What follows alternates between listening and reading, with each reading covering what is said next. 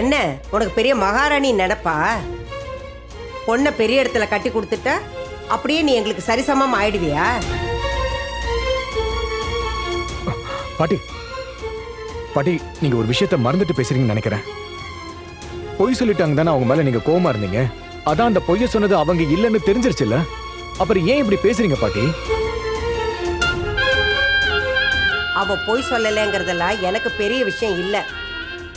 நான் விட்ட வார்த்தையை அவ கேட்ட வார்த்தை இல்லைன்னு ஆயிடுமா? இவ்வளோ பேச்சையும் கேட்ட ஒருத்தி எப்படா இந்த வீட்டுக்குள்ள வந்து வெக்கமே இல்லாம இப்படி உக்காருவா?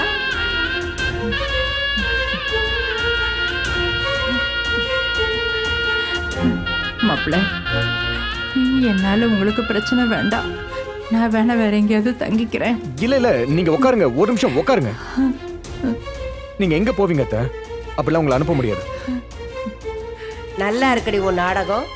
இப்படி சொன்னா அவன் அப்படிதான் சொல்லுவான்னு தெரிஞ்சு வச்சுக்கிட்டு இப்படி எல்லாம் பேசுறல்ல நீ. பாட்டி, உங்க கோவம் எனக்கு புரியுது. உங்களால பழச எதுவுமே மறக்க முடியல. ஆனா நான் ஒரே ஒரு விஷயம் கேட்கிறேன், அதுக்கு மட்டும் முடிஞ்ச பதில் சொல்லுங்க பாட்டி. என்ன கூட சாப்பாட்டுல விஷம் கலந்துட்டாங்கன்னு சொல்லி போலீஸ் புடிச்சிட்டு போனாங்களே, கோர்ட்ல கூண்டுல கூட ஏத்துனாங்க. ஆனா என் மேல எந்த தப்பும் இல்லைன்னு கண்மணி எப்படியோ போராடி என்ன வெளியில கூட்டிட்டு வந்தா. ஜட்ஜே என்ன நிரபராதின்னு சொல்லி வெளியில விட்டதுக்கு அப்புறமும் நீங்க என்ன குற்றவாளியா பாத்துக்கிட்டே இருப்பீங்களா?